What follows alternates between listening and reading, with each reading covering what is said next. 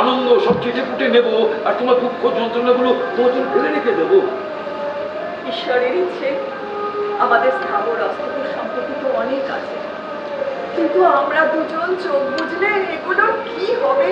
সমাজের প্রতিচ্ছবি নেগেটিভ থেকে পজিটিভ এসছে, এটাই ভালো লাগার।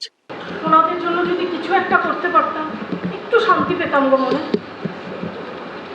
চাইলে চাইলে তো পাওয়া যায় শান্তি মনে। আমি কি বুঝলাম না, কি করতে পারি আমরা? যোগাযোগ যোগাযোগ তো আমরা করতেই পারি। আমি তো এসেছি মূলত নাট্যর্ঘ ভীষণ কাছের দল, প্রিয় দল। দেবুদা খুব কাছের মানুষ, তার থেকেও বড় কথা দীপেনদা। মানে আমি যখন খুব ছোট নাটক শুরু করি তখন থেকে দীপেনদা ভীষণ স্নেহ করতেন। দীপেনদা এর সাথে যুক্ত, মানে বহুদিন ধরে দীপেনদা ছিলেন নাট্যর্ঘে, সেসব মাথায় রেখে আসা। তো নাটকের বিষয়বস্তু খুব ভালো লেগেছে। এরকম একটা স্বার্থপর আত্মকেন্দ্রিক সময় এরকম একটা ভাবনা, এটা খুবই ভালো লেগেছে। কি হলো? দিদি তোর ওটা লাগে? আরে লাগেনি। আচ্ছা মাম্মা, সত্যি আজ ড্যাডি আর গ্র্যান্ডপাকে আমরা আমাদের বাড়িতে নিয়ে আসবো? বৌমার অভিনয় করলো, সে আমার পরিচিত রূপা, খুব ভালো অভিনয় করেছে। প্রত্যেকে ভালো অভিনয় করেছে, প্লটটা প্রচণ্ডই ভালো, খুব ভালো লাগলো। মানে আপনি? হ্যাঁ, ফরচুনেটলি এন্ড আনফরচুনেটলি আমি সেই বিজ্ঞাপনদাতার পিতৃ। আমরা তো সত্যি খুব অবাক হচ্ছি। দাঁড়ান দাঁড়ান দাঁড়ান, ধৈর্য হারাবেন না, অবাক হওয়ার এখন অনেক বাকি আছে। কই গো, শুনছো? এদিকে এসো। দারুণ, খুব ভালো লেগেছে। প্রথম স্টেজ তো, আশা করি নেক্সট স্টেজে আরো ভালো হবে। অনেক কিছু মানে ফেক অ্যাডভার্টাইজের মাধ্যমে সমাজকে যাচাই করা, লাস্টে অ্যাডভার্টাইজ দুর্দর্শ, ক্লাইম্যাক্স দারুণ ছিল। তাহলে কি? হ্যাঁ, আমি অবাক হচ্ছি একটা পোস্ট দেখে। এই দেখ না, দেখ দেখো তো, দেখো দেখ। আরে বলো। আরে এরা কি মানুষ? আবার কি হলো, খুন না ধর্ষণ?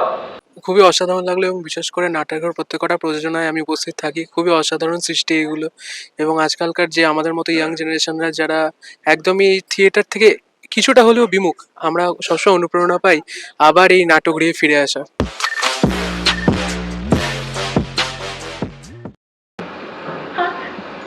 আমিও বুঝলাম মায়ের ওই নতুন স্বামীকে আমার থেকে অনেক বেশি প্রয়োজনীয় মার কাছে। তখন তো তোমার লেখাপড়া চলছে। হ্যাঁ, মা খরচা দিতে চেয়েছিল, কিন্তু আমি নিইনি।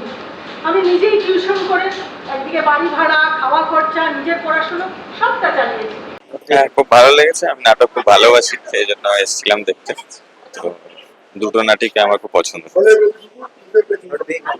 খুব ভালো লেগেছে, ভালো লেগেছে। শেষেরটা বেশি ভালো লেগেছে। হ্যাঁ, ছিল ছিল অনেকই ছিল। আসলে আমি চিরকালীন কিরকম বেহিসেবি বেপতু আছি, তাই সব দিকেও কিরকম হারিয়ে ফেলেছি। প্রথম জীবনে গান গাইতাম, জানো তো? হ্যাঁ, তারপরে হঠাৎ করে গান বাজনা ছেড়ে দিয়ে চাকরি করা শুরু করলাম। চাকরি সূত্রে বাইরে বাইরে থাকা, আর সেই দিকেই একলা জীবনটা অভ্যেস করে ফেলেছি। দ্বিতীয় নাটকটা তুলনামূলক অনেক ভালো। প্রথম নাটকটা আমার বাঁধনটা খুব একটা আঁটোসাঁটো লাগেনি। আমার পরবর্তী আরো যত অভিনয় এগোবে নাটকটা আরো বাঁধনিটা আরো আঁটোসাঁটো হবে। কেন এলেন? কিসের জন্য এলেন? ঘৃণা করি আমি আপনাকে। হ্যাঁ হ্যাঁ, প্রচন্ড ঘৃণা করি।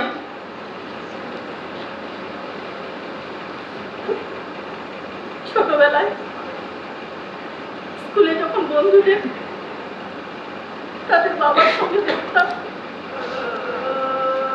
কি ভীষণ কষ্ট হতো,